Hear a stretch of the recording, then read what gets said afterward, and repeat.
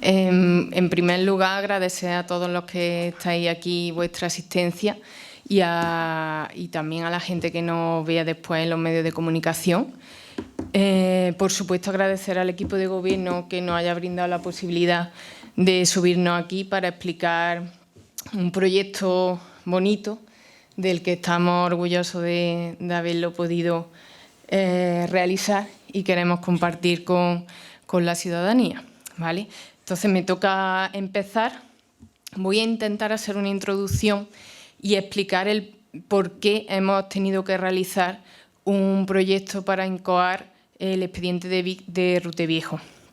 El origen de Rute, sabéis que se remonta a los tiempos árabes. Rute entra en la historia en plena Edad Media. Tenemos un carácter militar y limítrofe que la villa tuvo durante toda la Reconquista. Sabéis que tuvimos varios vaivenes en que pasábamos de manos de musulmanes a cristianos y viceversa. Y la población fue definitivamente conquistada en 1435 durante el reinado de Juan II. Precisamente en 1435 es cuando se baja toda la población al término municipal que actualmente tenemos. Y hasta 1435 estábamos en Rute Viejo. Rute Viejo es un asentamiento medieval fortificado con una altitud de 860 metros, emplazado en la sierra y de 3 a 4 kilómetros de distancia de la actual población. Éramos líneas de frontera y quiero destacar que no podemos separar Rute Viejo de la atalaya El Canuto. Como ustedes saben, el Canuto ha sido rehabilitado en los últimos años y una vez que hemos terminado su rehabilitación y puesta al servicio de toda la ciudadanía, después no queríamos dejarlo huérfano, con lo cual teníamos que irnos a Rute Viejo. La torre del Canuto era una torre vigía desde donde se vigilaba todas las tropas que en su momento podían entrar a conquistar Rute Viejo. Entonces, desde el Canuto se avisaba a Rute Viejo de esas posibles tropas que pudieran venir, ¿no?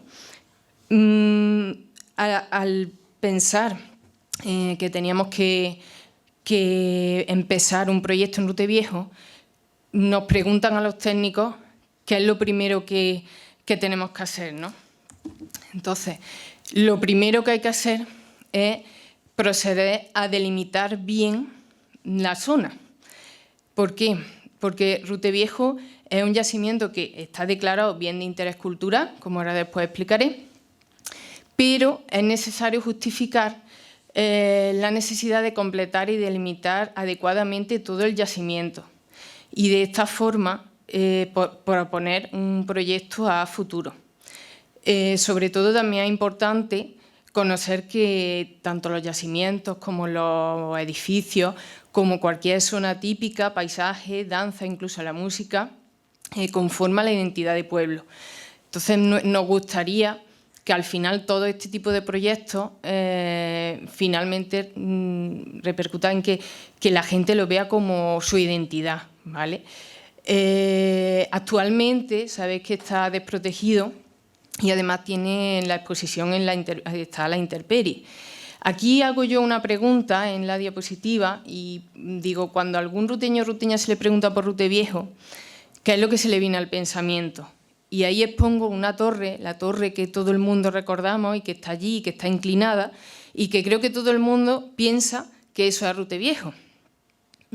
Ahora después, a medida que vamos avanzando en esta conferencia, os vais a dar cuenta qué es lo que hemos descubierto y qué podría haber sido Rute Viejo.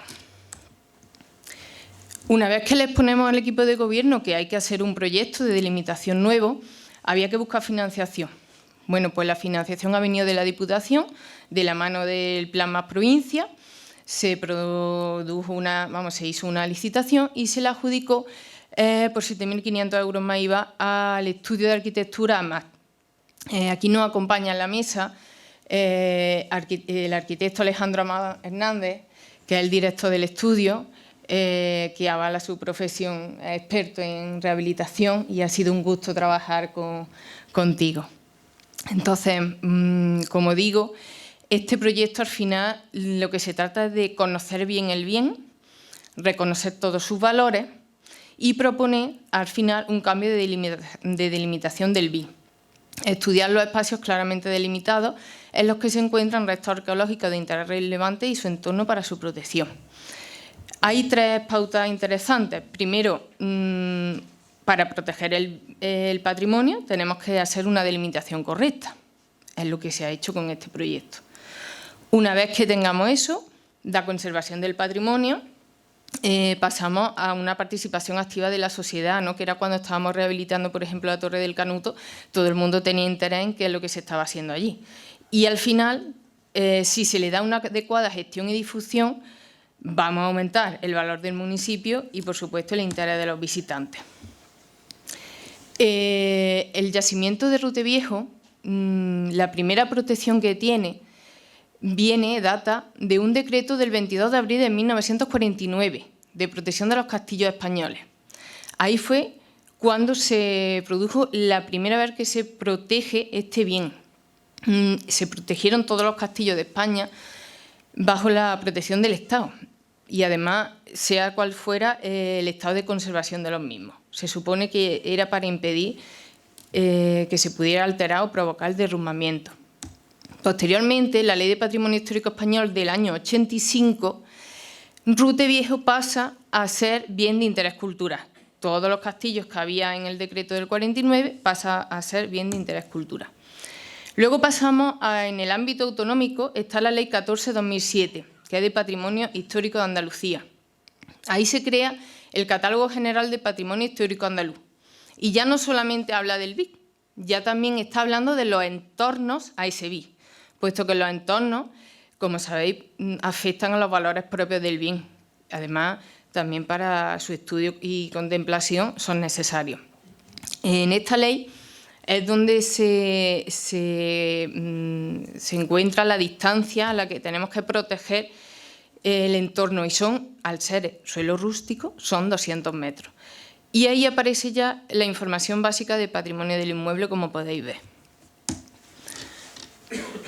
Por último, en cuanto a normativa, quiero hacer hincapié en el Plan General de Ordenación Urbanística del municipio. Como sabéis, lo hemos estado aprobando en los últimos años, la publicación definitiva ha sido este año, pero en el 2013, en una de las aprobaciones que hubo, pues se aprobó el Catálogo de Bienes Protegidos, que en su título 5 se dedica a toda la protección del patrimonio histórico. Tenemos 4 niveles de protección y este BIC concretamente lleva protección integral. Para quien no lo conozca, RUTE dispone de 3 BIC. Una la hemos citado, que es la Torre del Canuto, que ya la hemos rehabilitado, además era propiedad municipal. Y después tenemos Ruteviejo y, por último, el Castillo de Sambra. Los 3 los podéis ver en la portada del Catálogo de Bienes Protegidos. El Castillo de Sambra y Ruteviejo no son aún todavía propiedad municipal. Aparte de estos 3 BIC, el catálogo, en cuanto a protección integral, también tiene 10 edificaciones más. Y al final lo que se intenta es proteger el valor arquitectónico y también, pues, configurar la memoria histórica colectiva del municipio.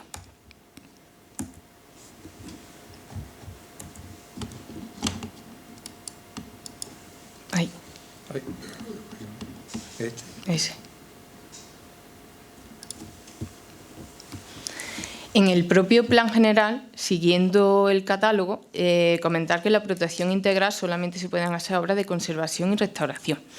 Y también, dentro del plan general, no en el catálogo, sino fuera, existe un apartado de protección del patrimonio arqueológico, que también es muy llamativo, porque creo que los ruteños y ruteñas no saben que tenemos 50 yacimientos inventariados en todo el término municipal. De estos 50, uno es el yacimiento de Ruteviejo. Aquí os expongo la planimetría. El puntero. Nosotros, aquí, este es el plano del plan general. Entonces, tenemos por un lado la delimitación del entorno del yacimiento, que es esta parte que veis en amarillo, Y luego también tenemos el yacimiento arqueológico. Por un lado está el BIC Rute Viejo y por otro el yacimiento, que lo habéis marcado en rojo. Todo esto se encuadra en el Parque Natural de las Sierras Subbéticas, que está todo marcado en verde. En el Parque Natural de las Sierras Subbéticas existen 150 yacimientos, de los cuales 22 son declarados bienes de interés cultural y uno de ellos es Rute Viejo. Con todo el estudio que se ha hecho y que ahora después tendrá la oportunidad Alejandro de exponerlo, llegamos a la conclusión que la delimitación del BIC que veis aquí manchada en amarillo, si la pasamos al resultado final que hemos obtenido, cambia un poquito.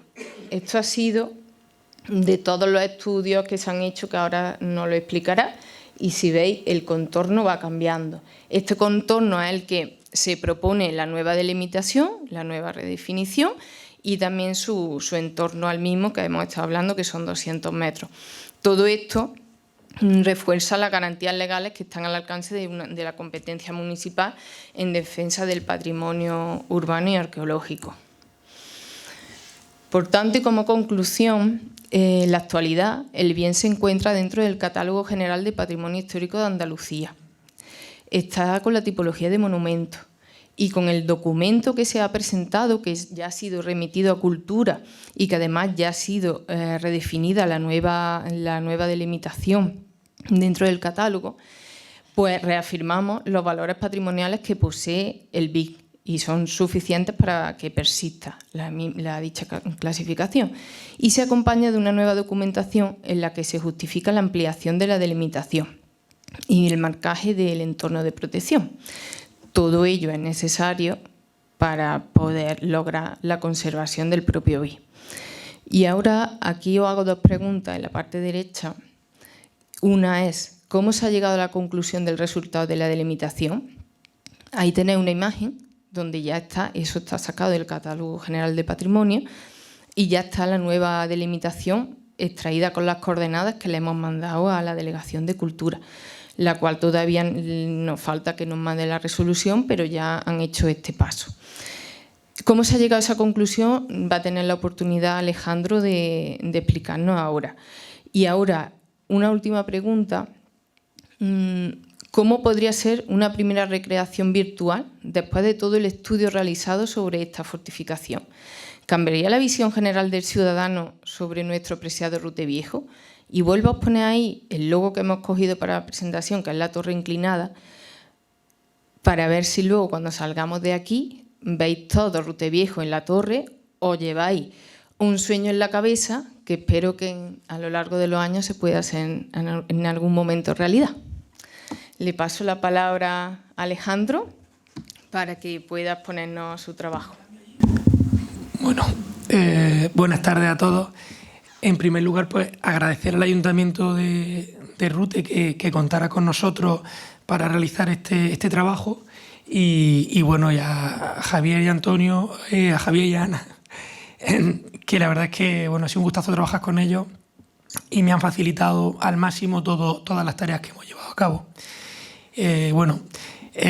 Antes que nada os voy a ir contando un poco la presentación que hemos preparado. Los trabajos se han desarrollado por un equipo multidisciplinar compuesto por arquitectos técnicos, arqueólogos y topógrafos. La persona que ha coordinado la parte de arqueología es Juan Manuel Ríos, que es un arqueólogo que es miembro de un spin-off de la Universidad de Granada que se llama Arqueología y Patrimonio. Y bueno, los trabajos, pues como no podían ser de otra manera, se iniciaron con unas visitas de campo para reconocer el yacimiento y se hizo un vuelo con dron para obtener una fotogrametría de alta calidad, sobre la cual se levantaron una primera planimetría con las estructuras emergentes y luego pues con sucesivas visitas de campo que hemos ido corrigiendo esa planimetría. Además hemos hecho pues, estudios históricos del yacimiento, que ahora iré contando algunos datos. Hemos hecho un estudio de los valores patrimoniales, que bueno, Ana ha contado algunos, y luego análisis de las técnicas y de los elementos constructivos. Aquí, vale, perfecto. Bueno, el emplazamiento. Me parecía muy relevante poner esta imagen que veis aquí porque creo que es muy gráfica, o sea, se ve realmente el emplazamiento estaba muy bien elegido, ¿no? está, como todos sabéis, en la falda del Parque Natural de la Sierra Subbética, en la Sierra Alta, y el emplazamiento otorga al yacimiento unas características reseñables. En este sentido, se encuentra protegido en el flanco suroriental por las estribaciones montañosas de la Sierra de Rute y se abre en todo el frente norte y oeste a la campiña cordobesa. De esta manera presenta una posición estratégica caracterizada por el amplio dominio visual sobre el valle, de suaves formaciones montañosas y de la zona de conexión entre las provincias de Málaga y Granada. La relevancia histórica del yacimiento, pues bueno, creo que es conocida, pero es un conjunto arqueológico que abarca restos de diferentes épocas. Destaca especialmente en la época medieval. El recinto fortificado conserva cerca de 240 metros lineales de muralla y abarca una extensión entre 2 y 3 hectáreas aproximadamente.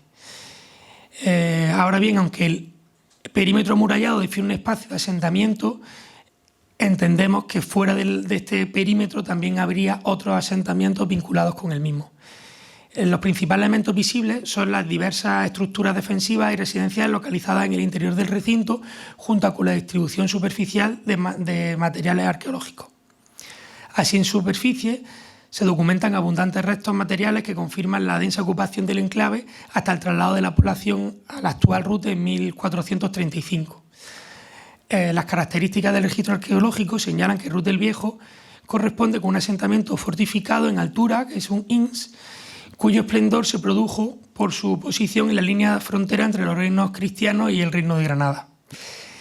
Y preparamos un pequeño esquemita que lo veis aquí a la derecha, que me parece muy relevante porque luego, fruto de cómo es el yacimiento, es por todos estos avatares históricos de conquista y reconquista que tuvieron desde una primera fundación, que no sabemos exactamente cuándo fue, luego hubo una conquista cristiana en 1240, luego una reconquista nazarí en 1260, volvemos a la cristiana en el año 1312, volvemos a otra conquista nazarí en 1326 y están hasta 1341, cuando hay otra conquista cristiana.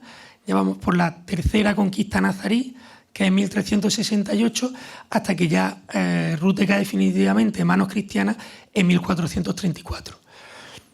Esto que vamos viendo, que en poco más de 200 años está constantemente cambiando de los reinos cristianos al reino nazarí, pues luego lo vamos a ver también en la arquitectura o en los elementos emergentes que se mantienen a día de hoy, ¿no? Aquí hemos puesto una pequeña imagen de un poco de los trabajos de campo para que entendáis cómo con la fotogrametría pues hicimos ese primer levantamiento que yo creo que lo veis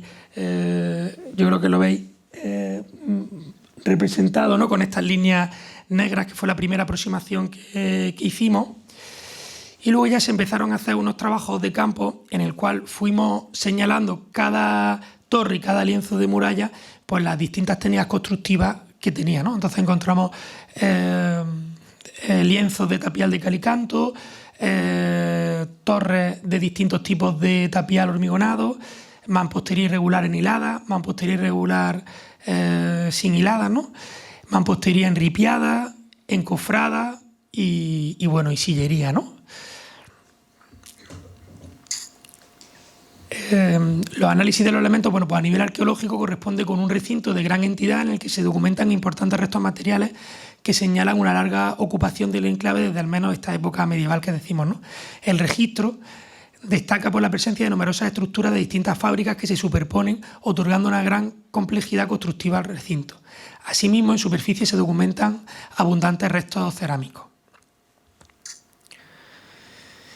En lo que respecta a la estructura documentada en el yacimiento, estas corresponden sobre todo con elementos defensivos. En este sentido destaca la presencia de una línea exterior de muralla, como ya he dicho anteriormente, de unos 240 metros, y algunos de los paramentos alcanza incluso los 6 metros de altitud. A lo largo del perímetro del recinto se localizan otros elementos defensivos como numerosas torres. Es verdad que yo creo que la imagen que hay en general de Rute es esta torre inclinada que hemos comentado antes, pero se localizan muchas torres en todo lo que es el perímetro del lienzo, que ahora lo vamos a poder ver también. Así, al frente norte y oeste del recinto se encuentra defendido de forma natural por el corte vertical, que yo creo que aquí se ve bastante. En este plano se superpone la topografía del terreno con los elementos emergentes. Y bueno, aquí se ve muy claro cómo hay ese gran desnivel que ya tenemos esa gran defensa natural, ¿no? Aunque también aunque se completa esa defensa natural, se completa también por lienzos murarios y torres sobre distintos aterrazamientos. En el flanco oriental presenta un sistema defensivo más completo, pues corresponde con las zonas menos protegidas del enclave y que discurre paralelo a las vías de acceso del recinto. En la zona más hacia el norte se localiza una doble línea de muralla con lienzos, torres y liza que funcionan como barbacanas defendiendo un posible acceso. Sería un poco la zona esta de aquí, que no sé si se puede distinguir las dos líneas, y esta torre, que ahora luego un poquito más adelante también la comentaremos, que generaba ese espacio de acceso. En el antemuro destaca la presencia de una torre que originariamente era de tapial hormigonado, de planta octogonal, y que posteriormente fue reforzada en mampostería, transformándola en planta semicircular. Esto es un poco lo que antes he querido transmitirles, de que en estos 200 años estaba constantemente siendo asediado y conquistado y reconquistado. Pues se ve como, por ejemplo, en este caso, la torre tiene dos pieles, ¿no? dos sistemas constructivos que se van completando.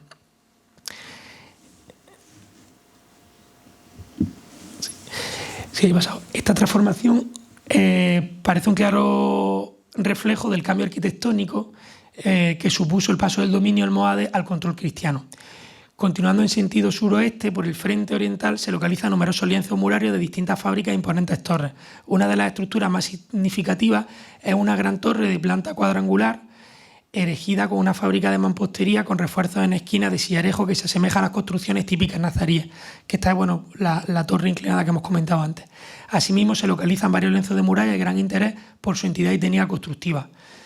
Por un lado se localiza un primer paño de cerca de 5 metros de altura realizado en mampostería irregular, y por otro un gran muro realizado en obra de sillería muy bien acabada que conserva numerosas marcas de cantero, que si bien creo que no hemos puesto ninguna fotografía, sí se pueden apreciar con claridad.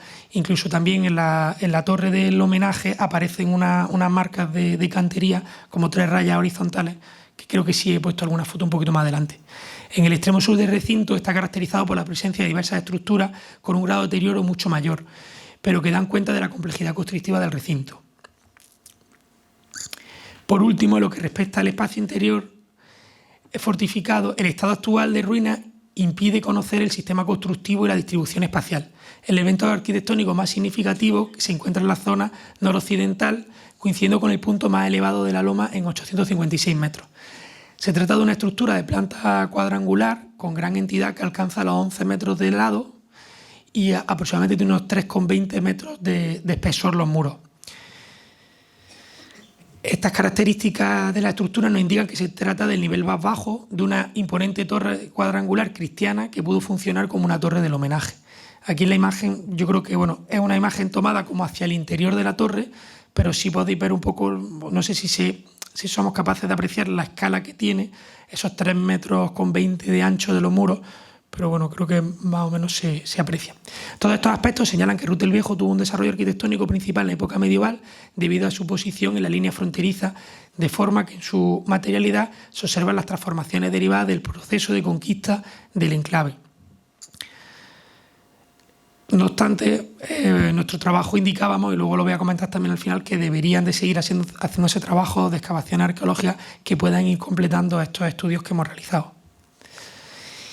Y aquí un poco casi como conclusión, pues bueno, pues que hay un yacimiento que creo que es muy interesante, que actualmente no tiene ningún grado de conservación, que hay zonas que la vegetación lo están devorando, y que, bueno, pues como podéis imaginar, para muros de tapial, de calicanto, pues tener toda esta vegetación que crece y nace sobre ellos, que está lloviendo y que está completamente sin ningún tipo de protección, pues es muy negativo, ¿no? Y por otro lado, pues bueno, animar al ayuntamiento a que siga investigando sobre el yacimiento y que se puedan seguir haciendo prospecciones y excavaciones arqueológicas que puedan completar el conocimiento que tenemos sobre él. Y hasta aquí todo. Muchísimas gracias. yo os quiero presentar, no quiero extenderme tampoco mucho, es bueno, cómo ha sido el proceso de recreación de lo que nosotros entendemos que pudo ser Rute Viejo en su época de mayor esplendor. Os lo voy a intentar explicar un poco por las distintas fases que hemos seguido. Lo primero que hicimos fue realizar un par de fotogrametrías aéreas. Las realizamos con dron y llegamos a captar hasta 1013 imágenes de todo el complejo del actual yacimiento, con 16 marcadores en tierra que luego que nos iban a permitir, una vez que pasáramos todas estas imágenes al software de fotogrametría, escalarlo para luego poderlo integrar en el software que utilizamos para hacer la recreación. Estas imágenes, como he dicho, se tratan en un software especial de fotogrametría que se llama Meta6 y a través de las mismas lo que hace el software es que nosotros estamos cogiendo imágenes con un solape hasta de 2/3 entre una y otra. Este software, al analizar estas imágenes, es capaz de identificar los mismos puntos en 6, 7, 8 o 9 fotografías diferentes y el software es capaz de darle una situación espacial a cada punto. Para que os hagáis una idea, el software ha tenido que analizar y ha conseguido 88 millones de puntos, con lo cual luego creamos una malla en 3 dimensiones que consta casi de 16 millones de caras. Es lo que podéis estar viendo allí. La malla luego se texturiza y luego la malla también hay que reconstruir y eliminar todo lo que es la vegetación para quedarnos con lo que es el terreno, para tener una primera topografía del terreno con el que nosotros vamos a trabajar. Como habéis visto en la imagen anterior, la topografía del terreno que nosotros hemos sacado con la fotogrametría es únicamente la del yacimiento. Pero como la recreación que queríamos hacer era una recreación de toda la zona donde se situaba este yacimiento, de todo el terreno aledaño, pues teníamos dos opciones: o realizar más fotogrametría, con lo cual aparte del tiempo que eso dedica, la capacidad del procesamiento del ordenador que tenemos que tener es enorme, porque si ya habéis fijado que solo la zona del yacimiento nos vamos a 88 millones de puntos, como ahora veréis, toda la zona que hemos intentado recrear de topografía es bastante superior.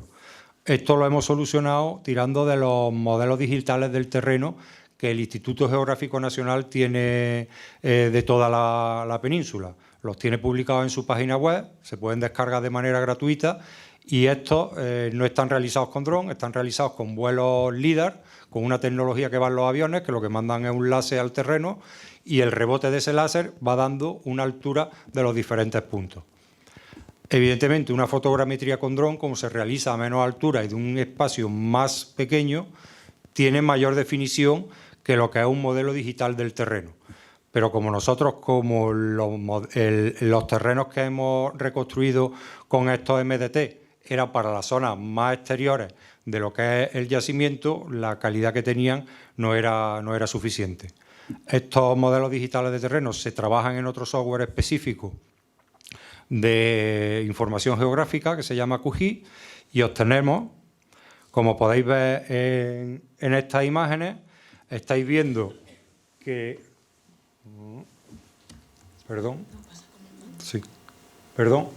Estáis viendo que esto es únicamente lo que hemos obtenido con la fotogrametría aérea, ¿vale? Pero todo el terreno de alrededor ya lo hemos obtenido con lo que es los modelos digitales del terreno. Imaginad la cantidad de tomas fotográficas que hubiéramos necesitado con un dron. Hubiera sido prácticamente inviable. Superponemos hasta 3 áreas de cobertura de diferentes tamaños, las estáis viendo allí en 3 colores distintos, y cada área de cobertura, cuanto mayor es el área, menor definición le vamos dando, para que precisamente luego en el software de recreación el equipo informático pueda hacer el trabajo. Una vez que tenemos toda la topografía del terreno, es cuando empezamos a tirar de los datos de partida que nos proporciona todo el trabajo que ha realizado Alejandro. Básicamente lo que cogemos es el plano de planta, donde ellos han encontrado todos los restos arqueológicos que ya os he explicado y han definido, y a partir de ahí nosotros en el software de reconstrucción, un software que se llama Blender, que en realidad es un software que se emplea o bien para videojuegos o bien para realizar efectos especiales en cine y en televisión, pues en este software es donde hemos ido recreando y reconstruyendo en la medida que hemos podido lo que son los restos arqueológicos que venían definidos en el plano que nos han suministrado. Con eso conseguimos una primera reconstrucción de todo lo que sería la zona de la muralla.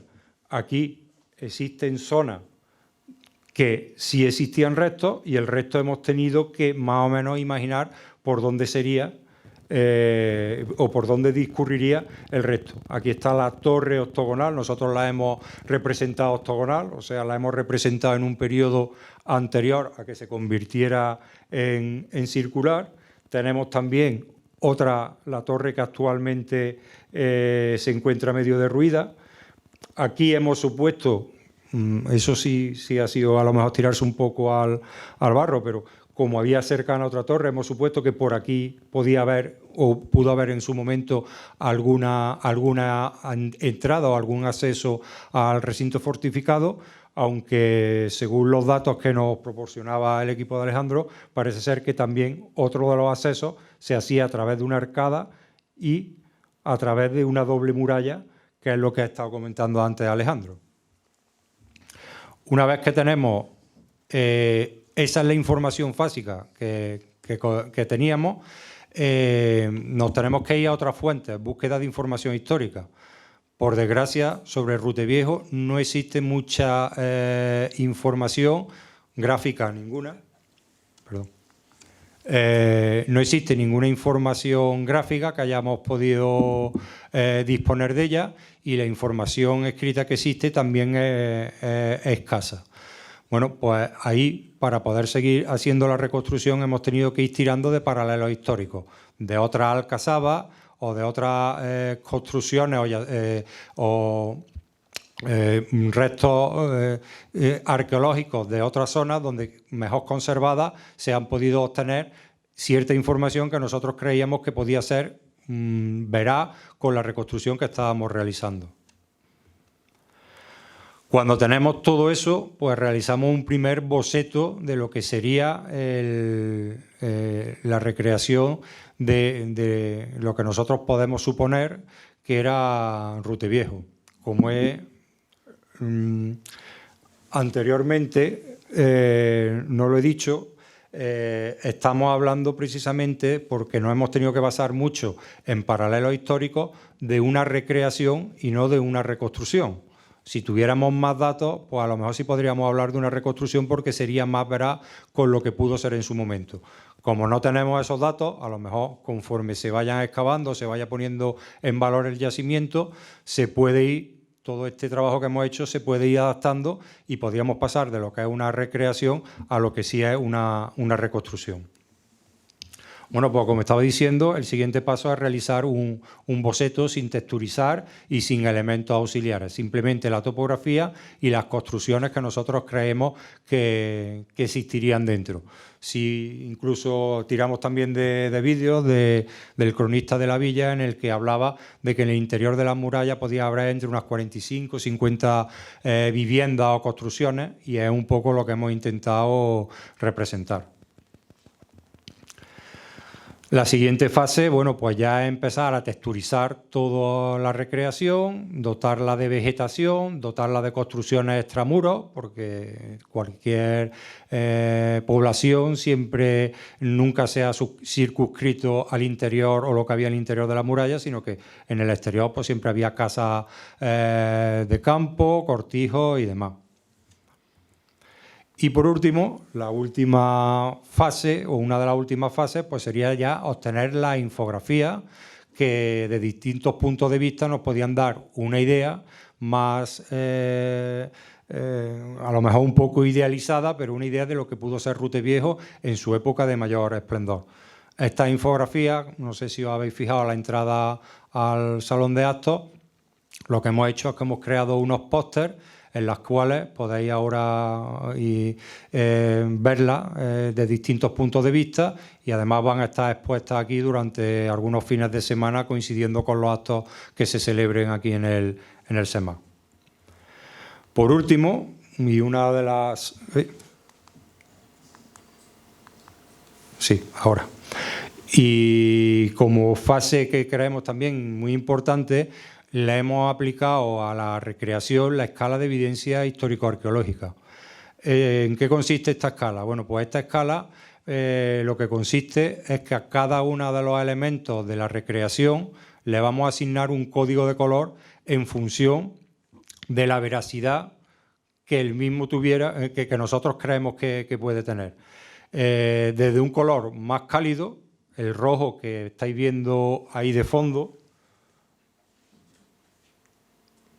que es precisamente toda la topografía que obtenemos con el dron, que es real, terreno real, a colores que van siendo menos cálidos, como tenemos unos rosados como las torres que a lo mejor se conservan, partes de muralla y demás, y nos vamos yendo hasta los tonos más azules, en los que prácticamente lo que hemos utilizado es un poco la imaginación tirando de los paralelos históricos. Y esto sería un poco el final de la charla, y por concluir con ella nos gustaría también mostraros un vídeo que hemos generado con el software de recreación, y que sería un poco el documento final de esta presentación.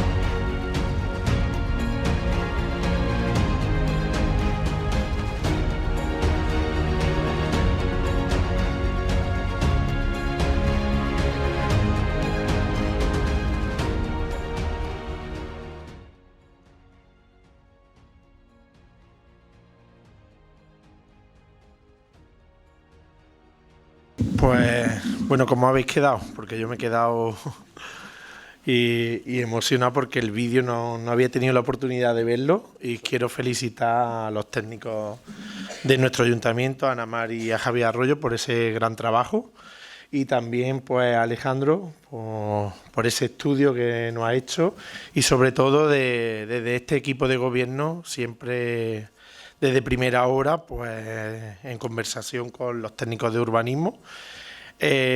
Nuestro interés y bueno y aparte, como sabéis, el cariño y ya sentimentalmente también hablando, los ruteños y ruteñas le tenemos a Rute Viejo. Nosotros era empezar a poner el primer granito de arena. Ya sabíamos que se había hecho lo de la Torre Vigía, nuestro querido Canuto, que tanto amamos los ruteños y ruteñas, pero había que continuar, y bueno, aquí creo que damos un paso importante y queda muchísimo trabajo por delante todavía, pero bueno, iremos de la mano todos, y a mí en mi persona lo que me toca pues también conseguir todos los recursos que podamos de otras administraciones para que este sueño de Rute Viejo, porque la verdad que me he quedado asombrado y supongo que todos los que lo estáis viendo igual, sea una realidad, que lo veamos por lo menos los que estamos aquí, y bueno, y nuestros hijos y todo el que pueda, porque esta historia cultural y este patrimonio que tenemos hay que trabajar y no hay que olvidarlo. Iniciándolo, pues ya hay que continuarlo, que es lo que yo digo, pero si nunca se empieza, pues no le veremos el fin, y desde este equipo de gobierno vamos a seguir trabajando, y por supuesto de la mano con estos maravillosos técnicos de urbanismo, pues la verdad que es de agradecer el trabajo y el esfuerzo que realizan día a día, y vamos a ir de la mano todos. Enhorabuena, en mayúsculas.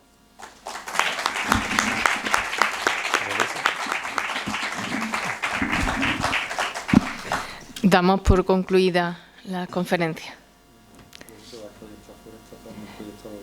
Sí, me recordaba a mi compañero que fuera, aparte de los pósters, va a estar también durante estas 2 semanas una televisión donde se va a estar proyectando tanto este vídeo como el que hicimos también del Canuto, ¿vale? Por si queréis ahora contemplarlo o en cualquier otro momento que vengáis a algún acto del SEMA.